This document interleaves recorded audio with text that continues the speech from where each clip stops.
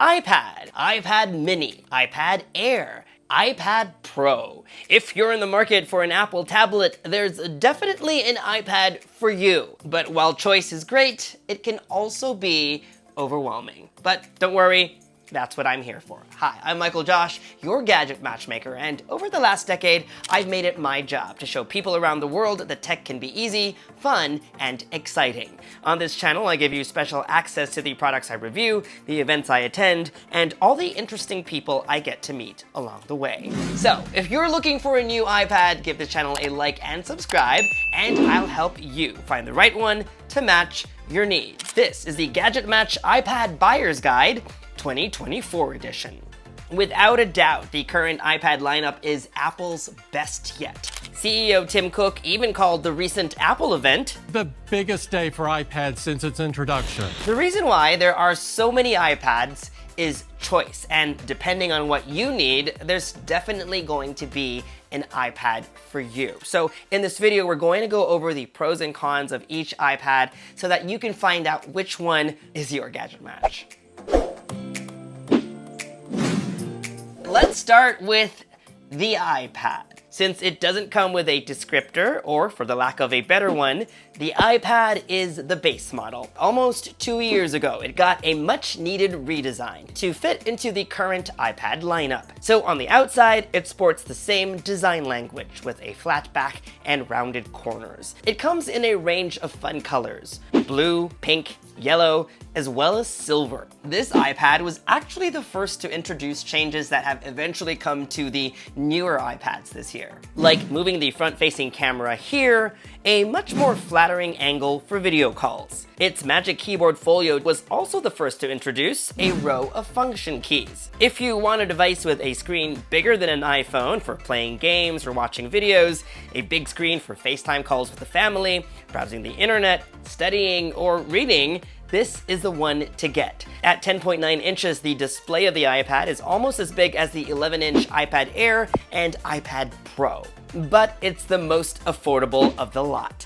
Granted, its display is not as good, it's a non-laminated one, which means the cover glass and the display layers are not fused together. So much so that there's an air gap. But that also means it's also cheaper to repair if, knock on wood, it gets dropped and cracked. Which makes sense if you think about the target market of the iPad. If you're a parent looking to buy your kid their first iPad, or if you're a cool uncle like me who insists his 2-year-old nephew already needs one, then this iPad, the iPad, is the one to get. Last week, Apple also announced a $100 price drop from $449 to $349, making this an even sweeter deal. If you're picking one up for your grade school or high schooler, consider the Magic Keyboard Folio for the iPad. Unlike the Magic Keyboards available for the iPad Air and iPad Pro, this one comes in 2 parts. One part protects the back of the iPad when you place it down on a table, while the other part is the keyboard. The Magic Keyboard Folio for iPad is an optional $249 purchase. My 2.5-year-old nephew David loves to write, so an Apple Pencil is a must for him. The iPad supports both the first-gen Apple Pencil and the Apple Pencil USB-C, but I highly recommend the new Apple Pencil USB-C. It magnetically attaches to the iPad, while to charge and pair, just pull this up. It reveals the USB-C port where you plug in a cable connected to your iPad. Of course, being the most affordable iPad comes with some compromises. First, we already talked about the pros and cons of the non-laminated display. Second, it's one of 2 iPads that use the same processor as an iPhone instead of a chip used on a Mac, the other being the iPad mini. This one runs A14, which was used on the iPhone 12 series. This isn't necessarily a concession, but do keep in mind that this is already a 4-year-old chip. That's not to say it's not capable, it's still powerful enough to handle everyday tasks. Third, the $349 price tag is for the base 64GB Wi-Fi model. 128GB would have been great, but there is no 128GB model, and to upgrade to the next step up, which is 256, you'll need to spend $150 more. Next up, the iPad mini. A cult favorite because of its size, it measures just 8.3 inches diagonally. It's around the same size as an actual notebook or ebook reader. So whether you use a backpack or a purse, the iPad mini is the perfect size to take anywhere. And it's the main reason to go for this model versus the others. Personally love it for reading ebooks. It's light enough so you won't mind holding it up for longer. And it's a good enough size for taking notes. When it comes to performance, the iPad mini sits above the standard iPad with an A15 chip. That said, our beloved iPad mini is already 3 years old, which means it's due for a refresh anytime soon. So my recommendation is, if this is the iPad that you want, maybe wait a little until this guy gets its much needed update. The iPad mini supports both the Apple Pencil Gen 2 and the Apple Pencil USB-C. I still recommend the USB-C model. You give up pressure sensitivity, and if that means anything to you and you're like, wait a minute, then you're probably better off with a larger iPad anyway. One con of the iPad mini, because of its size, is that Apple doesn't offer a keyboard case for it. And that's really just because of the physical limitations of its size. There's no way for Apple to make a full-size keyboard with a display this small. The iPad mini is available in 4 colors: space gray, pink, purple, and starlight. It starts at $499 for the 64GB Wi-Fi model. If you're looking for the best value for money iPad, then keep on watching. I'm talking about the iPad Air, and starting this year, there are now 2 sizes to choose from, 11 and 13 inches. The 11-inch iPad Air is the iPad that I recommend to most people. It starts at $599, so for just $100 more than the iPad mini, you get a bigger screen and double the storage. Unlike the bright, bold colors of the regular iPad, the iPad Air comes in more muted pastel shades of purple and blue, alongside starlight and space gray. It also now runs the M2 chip, and it's gotten so powerful that it can handle basically anything you throw at it, and then some. Movies, productivity apps, artwork and illustration, even casual photo and video editing.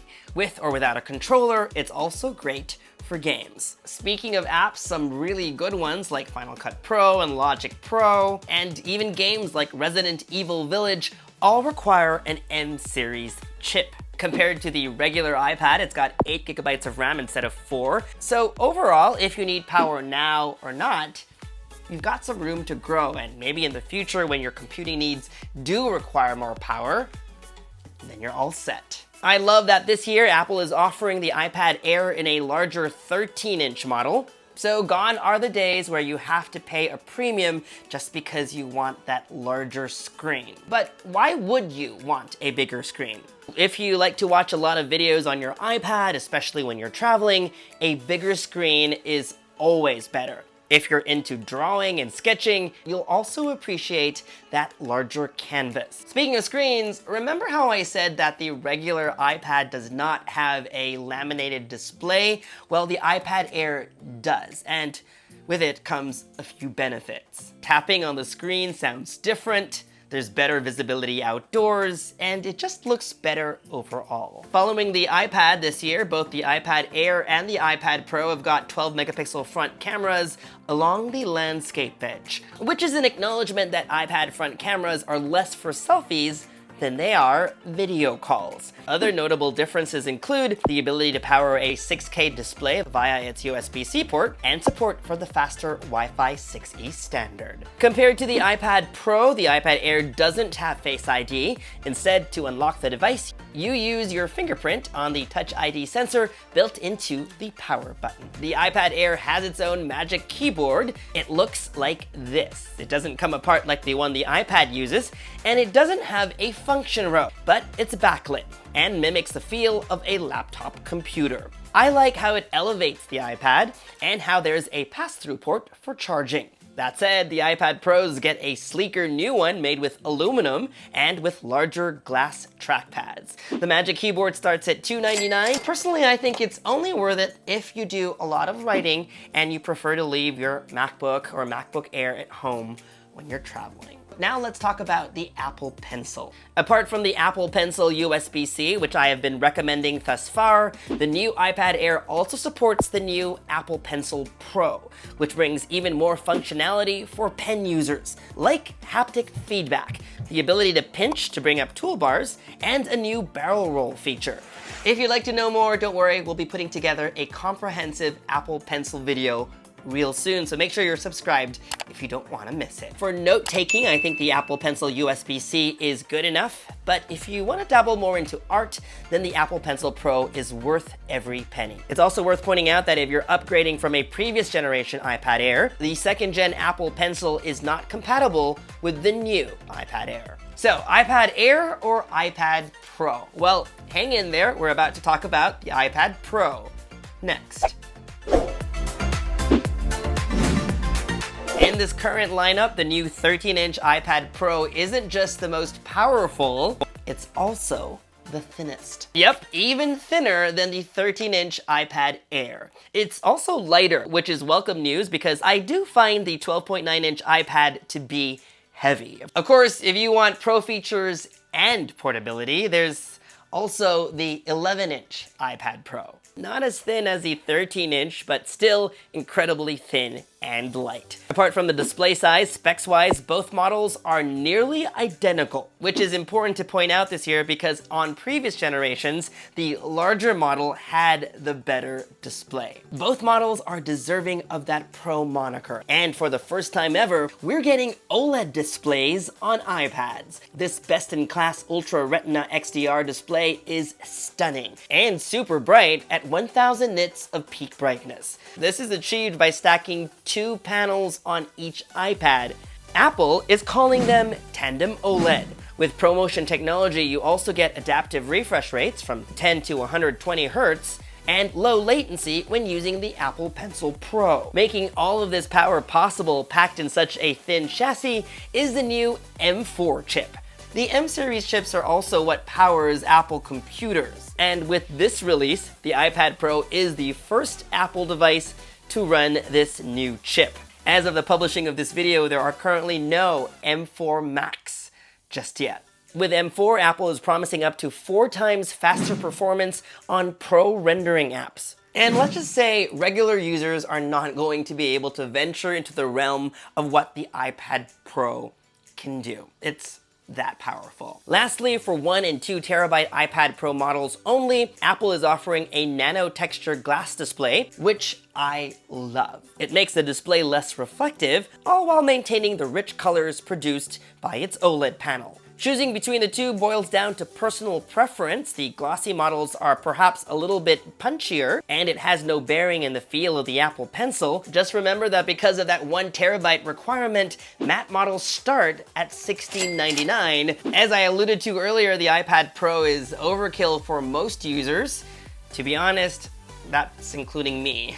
So I recommend the jump from Air to Pro for that top-of-the-line display if your work demands more power, if you value portability, and if you want and can afford the best iPad on offer. The iPad Pro has enabled so many possibilities for pro users. Apps like Procreate and Logic Pro allow professionals in these creative fields to do things previously impossible. The iPad Pro can also handle tasks like 3D rendering and color grading. Another reason for that Pro name is its Pro camera system. It's got a 12 megapixel wide-angle camera, and with the upcoming Final Cut Pro camera app, you'll be able to record 4K ProRes video. This year, Apple took away the ultra wide-angle lens, which was intended for document scanning. Instead, they gave the new iPad Pro a new True Tone flash that, combined with AI, produces better-looking document scans. Only Pro models have LiDAR, which is useful for low-light photography, as well as augmented reality applications. If you're an iPad Pro user, it's a no-brainer. You need the Apple Pencil Pro. Not only does it have pressure sensitivity, wireless pairing, and charging, for just $50 more, you get all the new features like barrel roll, squeeze, and haptic feedback. The new Magic Keyboard is also worth looking into. It looks super sexy with its premium new bill of materials, especially this white one. The silver aluminum finish really shines through. Just make sure you do the math, especially if you're considering this as a replacement for your laptop. Apple Pencil Pro, Magic Keyboard, iPad, it all adds up. The new Magic Keyboard comes in 2 colors to match the 2 iPad Pro colors, Space Black, which is new, and Silver. So, should you get an M2 iPad Air or an M4 powered iPad Pro? I think this year it's even more evident that the iPad Pro family is really meant for users who need the utmost in power. The superior display, faster performance, higher storage and memory options, even support for up to a 6K display via its USB-C port, and Thunderbolt for super fast data transfer speeds, and Gigabit Ethernet. All are things only pro users will be able to maximize.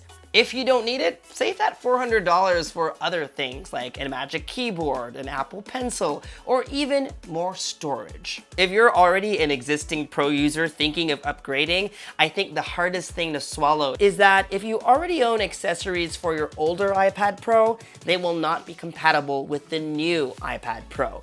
The new 2024 iPad Pros don't support older Apple Pencils and the previous Magic Keyboard. So, which iPad is your gadget match? Start by asking yourself these questions. What do I need the iPad for? How much am I willing to pay? Do I need a bigger screen? Will I use an Apple Pencil? If you're on a budget, my recommendation is to get the standard iPad, but do spend extra and get the 256GB model. The iPad mini is the one to get if you're using it primarily for reading, but wait till a new model is announced. I love the 11-inch iPad Air, which for $100 more gives you twice as much storage, more screen real estate, better Apple Pencil support, and faster performance. You might not need all that power now, but like I always say, it's a good idea to invest in future-proofing because it means you can hold on to your devices for longer. Get the 13-inch iPad Air if you love movies on the go or are dabbling in art and could benefit from that big display. And lastly, if you're a pro user, the choice between 11 and 13-inch models really depends on the work that you do. So ask yourself if you can get more done by paying $300 more for that larger display. Or if you're like me who travels a lot and values portability, you can rest well knowing that the 11-inch model isn't any less than the larger 13-inch iPad Pro, which is the reason why this year, this is going to be my iPad setup of choice. And that was our 2024 Gadget Match iPad Buyer's Guide. Are you going to go out and buy one, and which model have you chosen? Let me know in the comments section down below. Guys, we have a lot more iPad content coming your way, so make sure you're subscribed to this YouTube channel and hit that bell icon so that you get notified as soon as we upload. Follow me on social media for all the behind-the-scenes fun stuff, and for news and updates, make GadgetMatch.com your daily habit. Until the next video, I'm MICHAELJOSH. Thanks for dropping by.